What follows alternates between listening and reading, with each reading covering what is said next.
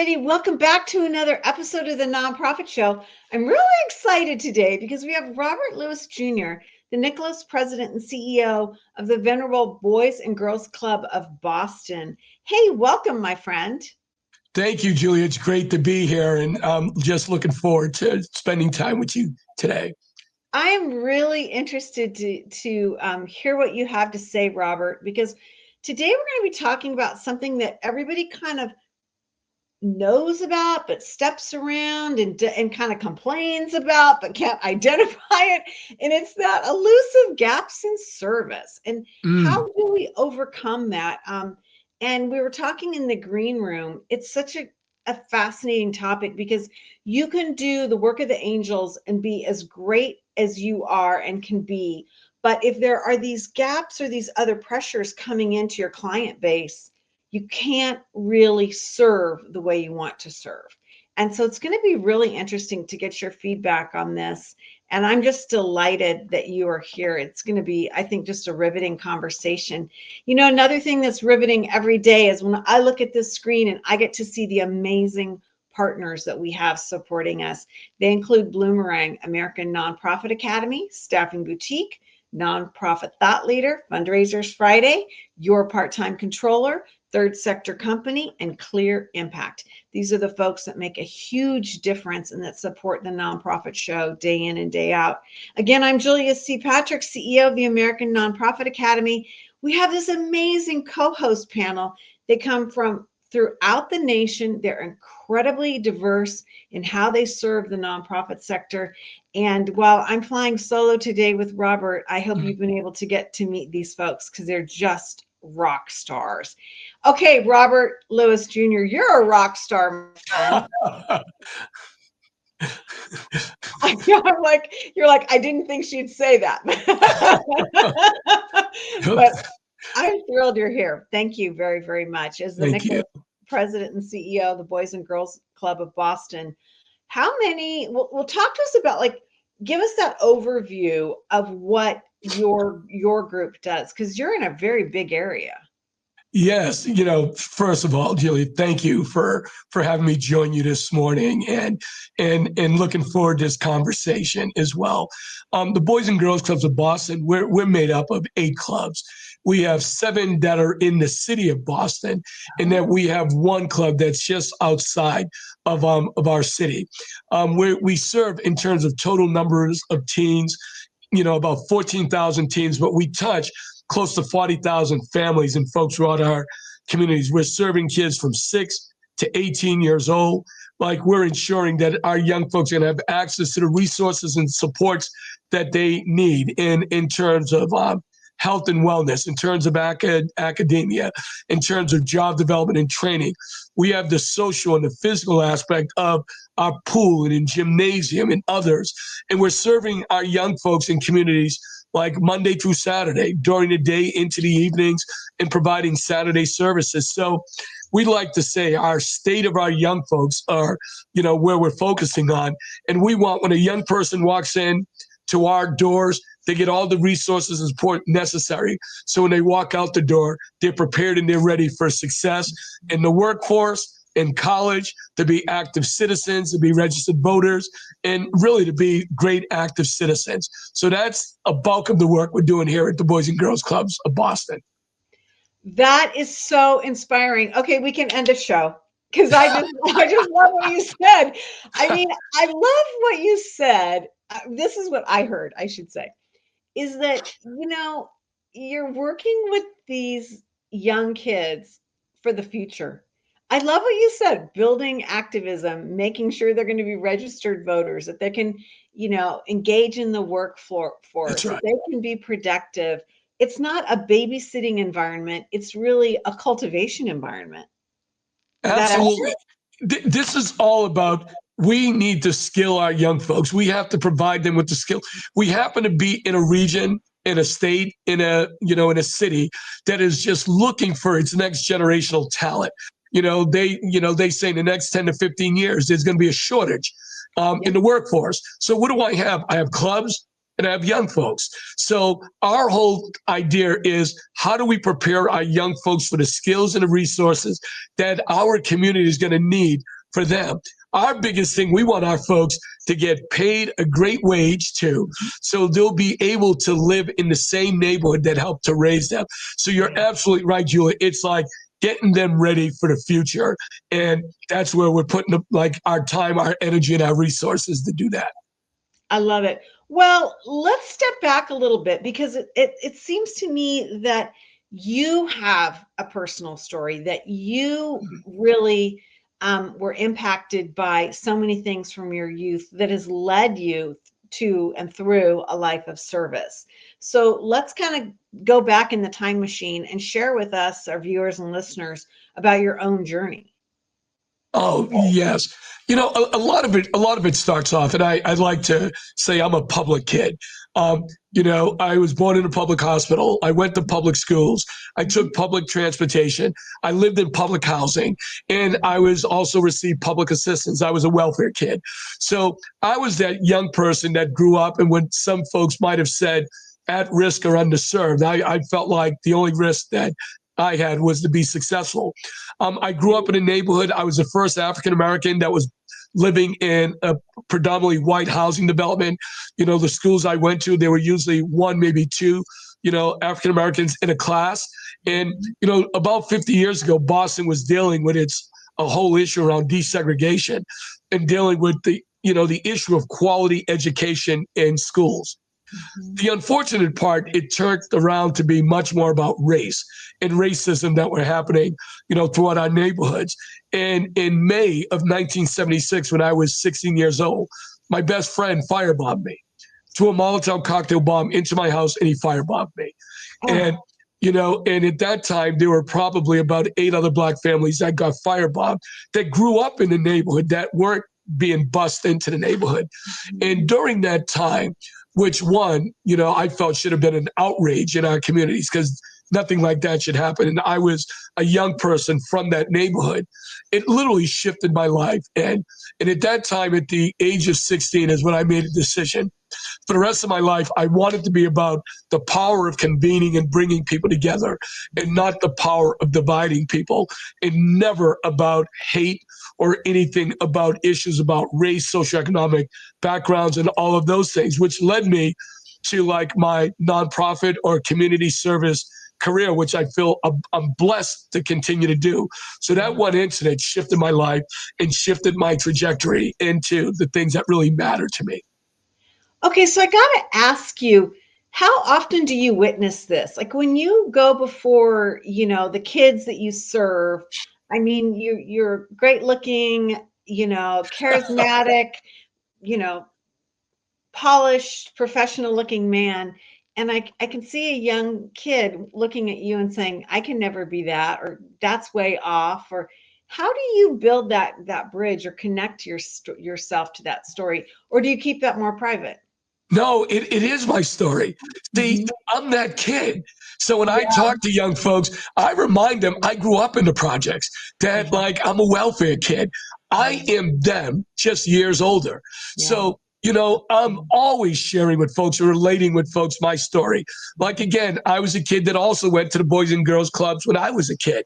So, and who would have thought that the Boys and Girls Clubs would develop and produce a CEO?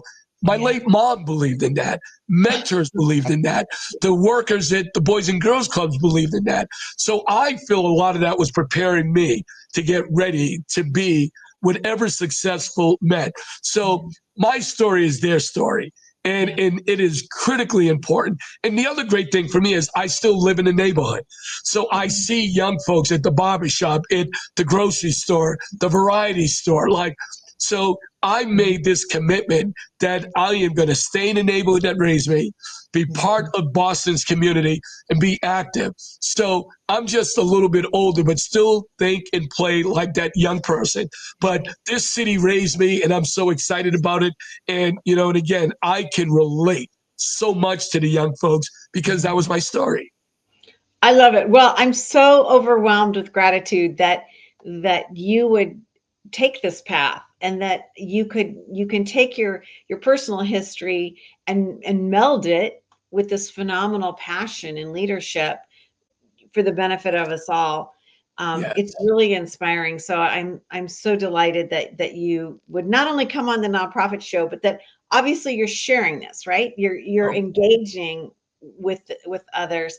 Let's talk about what you see with the existing gaps in service. Now, what I love about your ability to talk about this is that you can talk about this over, I'm going to throw it out there, decades, right? You have a trajectory that's of right. understanding this That's where so right. many don't. I don't care where you are in your service area, right? Whatever part of America you're at, to get this like mm, legacy understanding is really powerful. So what is it that you see, and has it always kind of been the same gap, or is it changing? Give us a picture.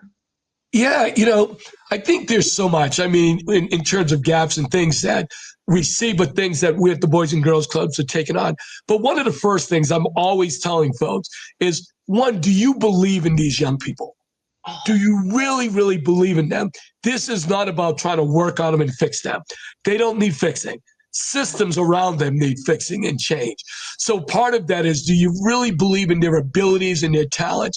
And every day, these young folks live in a world of uncertainty and they survive every single day.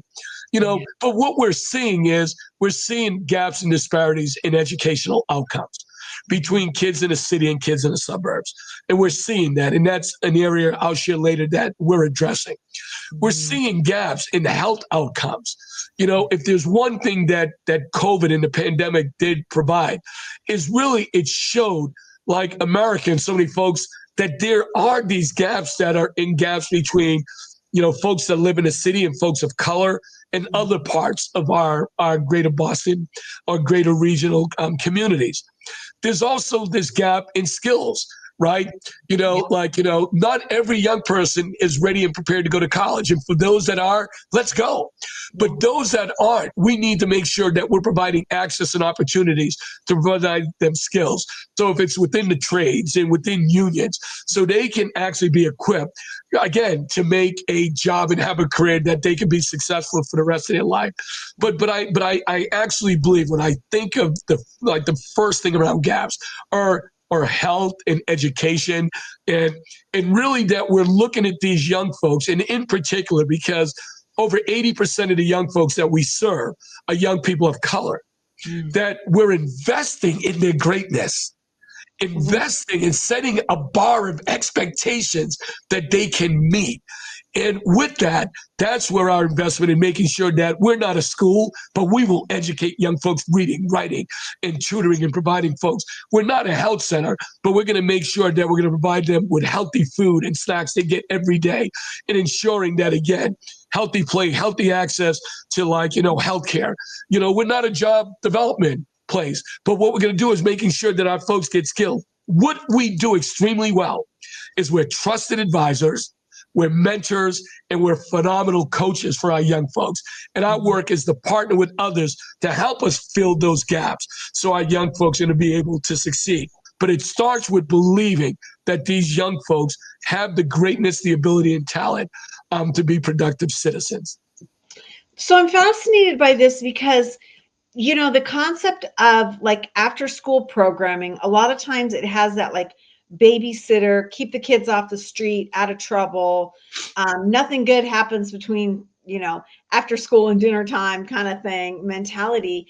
And it seems to me like you're disrupting that concept. And I love your starting point. Like, do you believe that these kids can achieve and do well? That's So, right. how have you gone back out and shared that in your community about how your program changes a life and how your programming is future forward, right? I mean, because it's kind of an interesting thing that I've got to believe a lot of philanthropic investors, they need to be schooled in, right? You need to step back and kind of explain this bigger picture.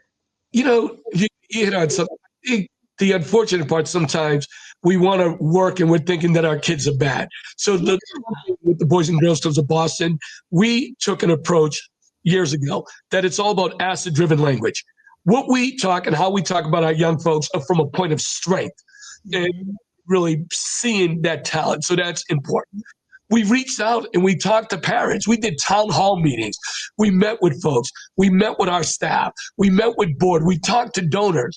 And what we were doing is sharing with folks, we're looking to create a trajectory over the next 5 years of what we can do in terms of investing in. Because the business and the philanthropic community know about investing, not Yes. just fundraising and funding. Yeah. This is about investing in the future talent pipeline of our city. So language matters. Our marketing communications folks have, like, when you look at our website, you look at the media we put out, we talk to our staff. As we're talking in communities, it's about asset-driven language. So a big part of it is the culture shift. But then what people are really going to do on top of that, they're going to look to see what we do to deliver.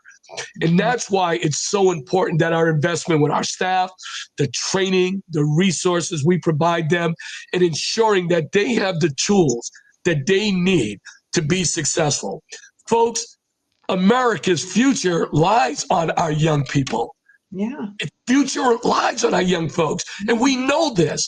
So our role is not to be us, be critical to schools and others, but it's how do we partner with folks and how do we take on that task of like leading ahead. And I love what you said, really thinking and planning for our young folks' future. So I want a young person to say, hey, I'm here today, but I can actually see what tomorrow will provide. And we put people in front of them, leaders and business leaders and folks that look like them as well, so that they can see the possibilities.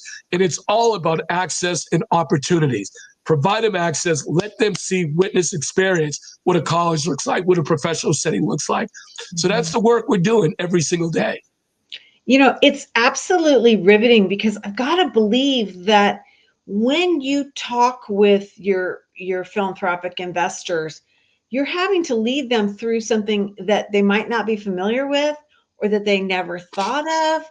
And what does that look like? Because you're having to kind of communicate or bring somebody into a process that they might not know anything about, or do they? Or are they familiar with your work? I think, I feel like a lot of people, we have this incredible board and incredible folks that support us. But here's what we say to folks: come experience our clubs.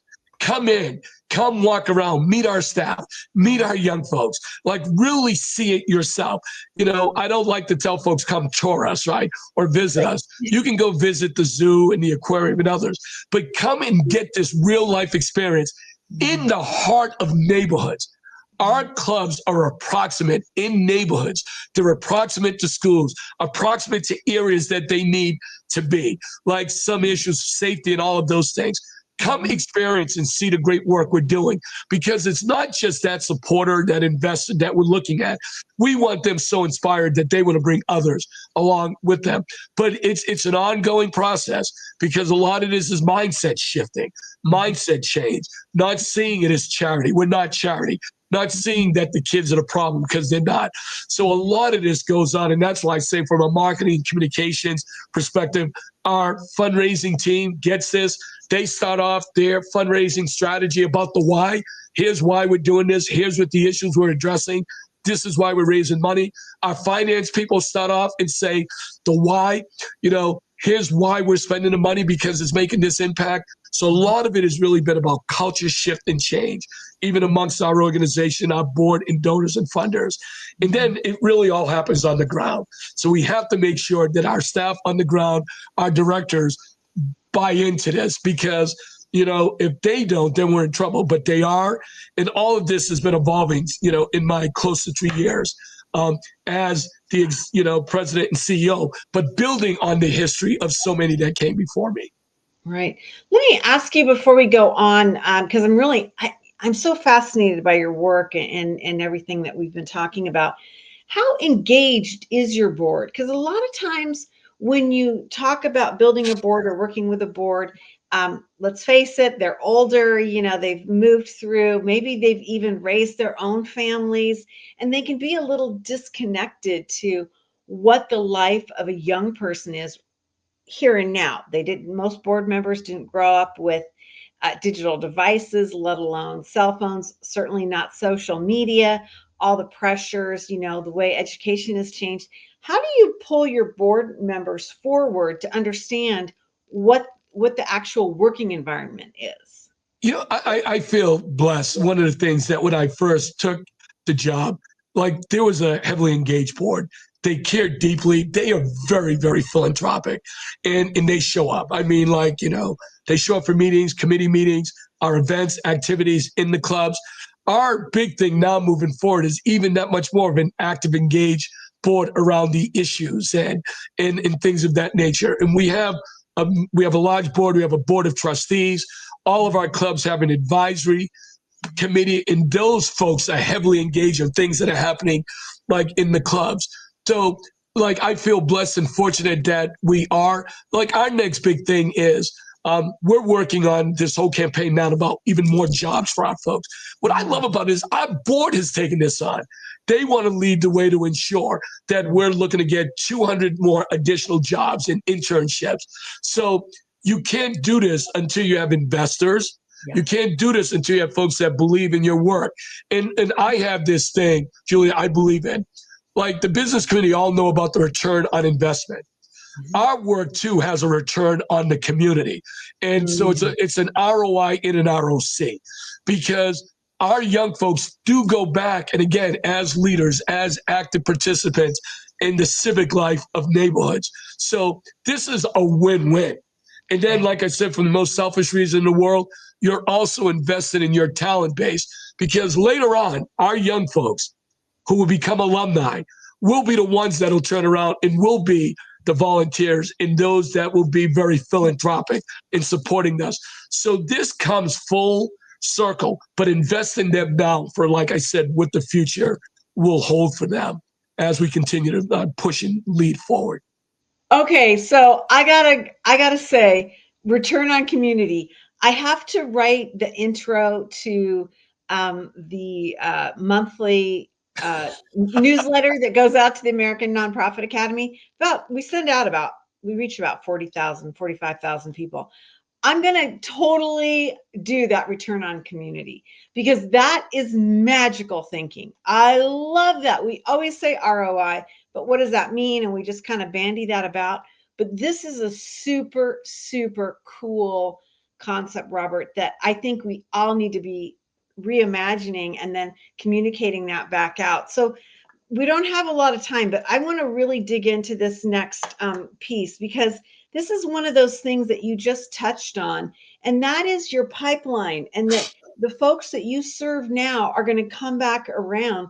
Talk about what we should be thinking. I don't care where we are, what we're doing about Gen Z and the Zoomer, also called the Zoomers. What is it that you all think about this? First of all, we just, again, we're fortunate to live in a city that a lot of young folks come here and go to school and they stay. And on top of that, we have a lot of our young folks in our neighborhoods. The young folks are a lot different today. Yeah. What they want is they don't want email and an appeal letter. They want to touch it. They want to show up. They want interaction, right? They want to talk to you. And a big part of this is they're also trying to figure out themselves while they're working professionally, as they're looking for housing, where can I make a difference? And if there's one thing that we've seen during the pandemic and during even the George Floyd incident, it was the young generation that rallied, and they were from all different parts of life, race, ethnicity, gender, and all. And they stood up because they cared for something. So our big thing is listen, engage them early. Get them to understand early. Get them to care early, not just for their future philanthropic dollars, which are important, but these folks are going to be the ones that are going to be in position of leadership. If it's in the nonprofit sector, if it's in, educating folks, if it's in the private sector, I would say don't make it just the thing you do. I'd say make it very programmatic. And we have a group that we call our Friends Council. And our Friends Council, we do activities, events, service days, everything to engage them. Because at the end of the day, we want them to realize, too, how important they are, how important their time, their talent, and then their treasure comes to bear. And then as they get older and they start building their own professional pipeline, it'll be their treasure, their time and their talent. So right now, all of it matters. And we look to engage. And the part that I love about it too is the representation is from like all walks of life. Like I said, public, private, urban, suburban. That's what I think makes us special, and our power of thought, our power of convening. So this younger generation that is supporting us on top of a generation of other board members that have been here for years. So big investment on our part on this. You know, I love the Zoomers, right? Because they are critical for our success moving forward. Yeah. You know, it's absolutely fascinating because if you also look at that demographic in terms of they're going to be assuming a tremendous amount of wealth, you know, passed through as baby boomers, you know, start to leave society, all this wealth that's been generated. These are the children, grandchildren. I mean, That's they right. are going to have access to a lot of resources that they will be able to invest in philanthropically. So And they're going to be thinking differently from their parents or grandparents, right? yeah, They're not going to be saying, "Hey, they supported that." What's inspiring me? What's keeping me excited? Where can my dollars make a difference, and where can I jump in and feel this and experience this work?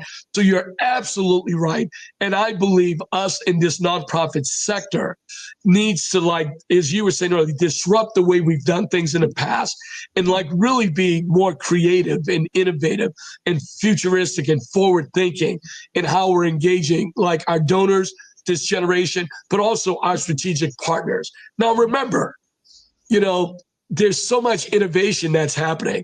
So we don't even know the things that are 3 to 5 years ahead. But for us in the nonprofit sector, let's partner with folks because we have the young people and the talent.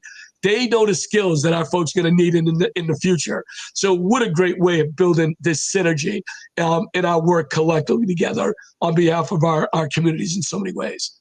yeah, I love it. I feel like you've like spoken to my heart today, Robert, just like amazing connections that we need to start making and thinking about.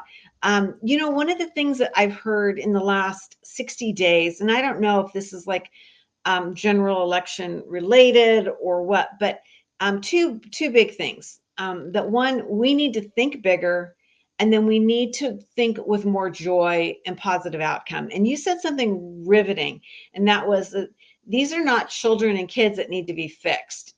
These are kids that are involved in systems that need to be fixed, right? That's right. And that was just, I think that's just such an amazing moment of recognition, right? So that and that changes the way we see our work. And it has been riveting to have you on. I have really enjoyed this. Oh, Yeah. Julia, thank you. I mean, I appreciate this, but it's also it's the great work you're doing. But really, how do we share our stories to the masses? Because we're all in this together. Like, you know, yes, I'm the Nicholas President CEO of the Boys and Girls Clubs of Boston, but I'm also a citizen of our communities of this country. And like all of our young people are our young people. All of them are. And our communities are communities. And it's going to take this collective action of all of us in the work that you're doing that gets the stories and the messages out there. And, you know, and I don't know, I'm inspired to do this work every day. Yeah, it's really it's evident that you are inspired, and I love that the mantle of leadership that you wear is really based on your own life, and coming back into your service area and saying, I know this journey, you know, Yes. I know this path, and I think that's super cool because we don't get that very often, and we don't get people willing to share that as well. Robert Luke Jr., Nicholas, President and CEO of the Boys and Girls Club of Boston. Check out bgcg.org, and you can learn more and more about what the Boys and Girls Clubs do across this amazing land of ours. Really fun, great conversation, Robert. You need to check back in with us and Absolutely. let us know how you're doing and what you're doing, because it's really fun to see somebody who can lead with positivity and excitement and an outcome that we can buy into, right? I mean, we all want to see things get better or be better. And so I love your energy and the way Thank you've been you. able to communicate that. Yeah, it's been really, really fun. Thank you. Thank you. Thank you. This was fun. Yeah, really, really cool. Hey, everybody, we have amazing sponsors that allow us to be here with folks like Robert today. And that includes Bloomerang, American Nonprofit Academy, Staffing Boutique, Nonprofit Thought Leader, Fundraisers Friday, Your Part-Time Controller, Third Sector Company. We're making Robert sneeze. I hope you're not allergic. And Clear Impact. These are the folks that stand by us day in and day out. Robert, this has been really cool. I have so enjoyed this conversation, and look for Return on Community to be the lead story in my newsletter coming out. I just loved your comments. I really did. Julia, thank you. Thank you so much. It's been a lot of fun. Hey, everybody, we end each and every episode with this mantra. It means a lot of different things, and today it means something totally different to me when I repeat it. I've been saying this for 5 years at the conclusion of every episode. And it goes like this: to stay well so you can do well. Thanks, everyone.